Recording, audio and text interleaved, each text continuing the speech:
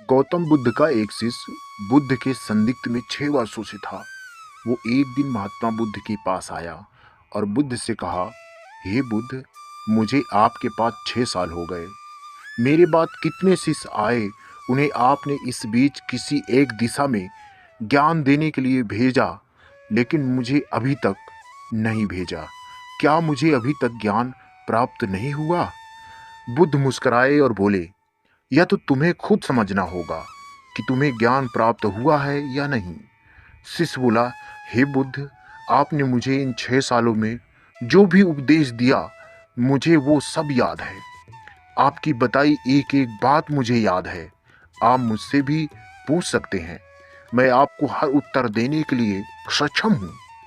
आप मुझे एक मौका दो ताकि मैं किसी भी दिशा में जाकर लोगों को आपके ज्ञान के बारे में बता सकूं। बुद्ध ने कहा, ज्ञान की बातों को याद रखने से कुछ नहीं होता जब तक आप उसे अपने आचरण में ना लाओ। जब तक आप किसी भी चीज को अपने आचरण में नहीं लाओगे, तब तक आप दूसरों को नहीं कह सकते कि वे उसे अपना आचरण लें।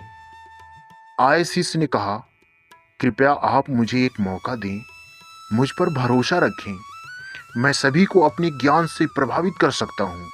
मैं लोगों को ऐसी बातें बता सकता हूँ जिससे उनके जीवन में शांति आएगी और वो शांतिपूर्ण अपना जीवन भी बिता सकेंगे।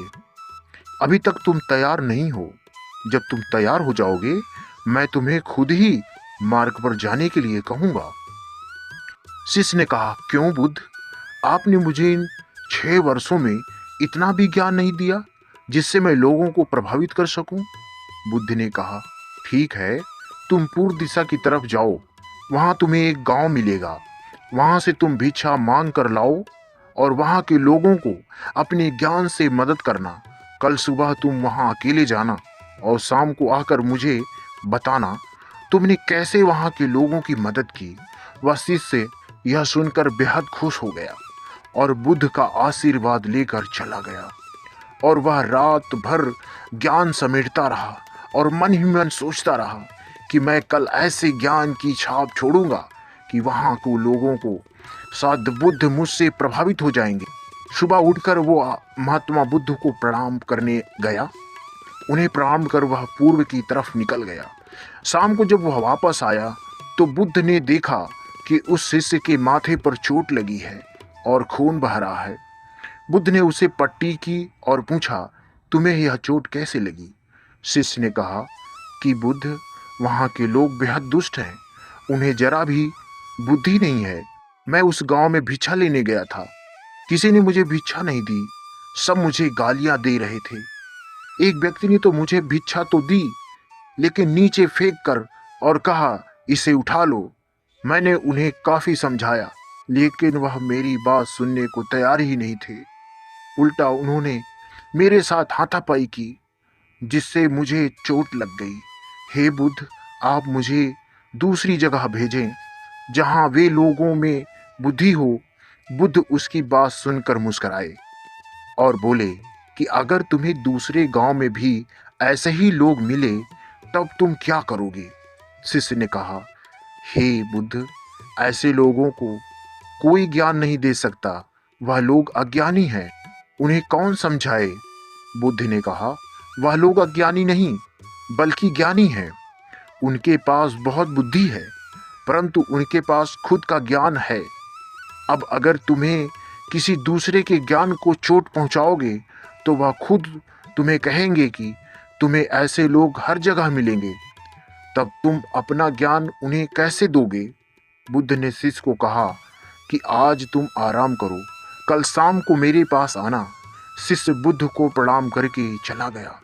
अगली शाम जब वह वापस बुद्ध के पास आया, तब वहां एक बुद्ध का शिष्य मौजूद था। उसके हाथ में चोट लगी हुई थी। बुद्ध ने उसके हाथ पर चोट के जो घाव थे उस पर पट्टी बांधी और शिष्य से पूछा कि तुम्हें यह चोट कैसे लगी? शिष्य ने कहा, हे बुद्ध, आपने पूर्व के एक गांव में मुझे जाने के लिए कहा था, वहीं मुझे यह चोट लगी। बुद्ध ने कहा, वहां तुम्हारे साथ क्या क्या हुआ? तुम मुझे बताओ शिष्य। शिष्य ने कहा, हे प्रभु, वहाँ पर मैंने सबसे भिक्षा मांगी, लेकिन किसी ने मुझे भिक्षा नहीं दी। एक व्यक्ति जिसने भिक्षा दी, उसने भी वह मुझे जमीन पर फेंक कर दी और कहा, उसे उठा लो। मैंने चुपचाप उसे उठाकर अपने पात्र में रख लिया और उसे कल्याण का आशीर्वाद दिया। तब उस व्यक्ति ने मुझसे कहा, आप बड़े ही अजीब व्यक्ति हो। मैं आपका अपमान कर रहा हूँ और आप मुझे आशीर्वाद दे रहे हैं। मैंने उनसे कहा कि आप धनी हैं, आपने मुझे दान दिया है, इसलिए मैं आपको आशीर्वाद दे रहा हूँ। फिर वहाँ से आगे गया तो कुछ लोगों ने मुझे वहाँ से जाने के लिए कहा। उन्होंने मुझे कुछ अशब्द कहे और मुझ पर कुछ पत्थर फेंके, जिससे मुझे चोट लग गई। जब मैं वापस आया तो मैंने एक माँ को रोते हुए देखा। वह अपने बीमार बच्चे को लेकर चिंतित थी। मैं तुरंत जंगल से जाकर उसके लिए जड़ी बूटी ले आया, लेकिन वहाँ के लोग मुझे जड़ी बूटी देने से मना कर रहे थे। फिर मैंने उनसे विनती की कि वह मुझे उस बच्चे का इलाज करने दें। उसके बाद वो जैसा कहेंगे मैं ठीक वैसा ही करूँगा। फिर जिस व्यक्ति ने मुझे भिक्षा दी थी, उसने गांव वालों को समझाया। तब उन्होंने मुझे उस बच्चे को जड़ी बूटी लगाने दी। उसके बाद वह बच्चा ठीक हो गया। फिर गांव वालों ने मुझसे अपने किए गए अभद्र व्यवहार के लिए क्षमा मांगी और मुझे धन्यवाद कहा। फिर मैं वहां से वापस आ गया। हे बुद्ध, आपसे एक विनती है। उस गांव के लोग बहुत भोले भाले हैं और सीधे हैं। क्या मैं रोज उसी गांव में जाकर भिक्षा मांग सकता हूँ? ये सभी बात वो पहला शिष्य भी सुन रहा था। उसने यह सुनते ही बुद्ध के चरणों में गिरकर कहा, हे बुद्ध, मैं समझ गया हूँ कि अभी मैं उस लायक नहीं हुआ हूँ कि दूसरों को ज्ञान दे सकूं। बुद्ध ने कहा, हमें बाहर वैसे ही लोग दिखाई देते हैं जैसे हम भीतर से होते हैं। जब तक हम स्वयं को नहीं बदलते, तब तक हम किसी को भी नहीं बदल सकते। खुद में परिवर्तन करना बेहद जरूरी है। कोई भी व्यक्ति बताने से पहले उसे आचरण में लाना बेहद ज़रूरी है, क्योंकि आचरण में लाई हुई चीज़ को बताना समझाना बहुत आसान होता है और उसे लोग बेहद आसानी से अच्छे से समझ पाते हैं। हम सभी को ऐसा लगता है कि हमने जो कुछ भी सीखा है वह हमको दूसरों को सिखाना चाहिए, लेकिन हम जाने अनजाने में दूसरों को सिखाने के चक्कर में हम कभी भी गलत साबित हो जाते हैं। तो इसलिए दोस्तों, अगर आप किसी को भी कोई भी सुझाव देने के लिए जाते हैं, आप कोई भी चीज़ सिखाने के लिए जाते हैं, तो सबसे पहले आप उस कार्य को संपूर्ण रूप से और सही ढंग से अच्छे से सीख जाएं। और आपको जब यह पक्का प्रूफ मिल जाए कि अब मैं इस कार्य को संपूर्ण रूप से सीख चुका हूँ, अब मैं दूसरों को सिखा सकता हूँ, तभी आप दूसरों को सिखाने के लिए जाएं। अन्यथा आपके साथ दुर्व्यवहार हो सकता है और आपको क्षति भी पहुंच सकती है।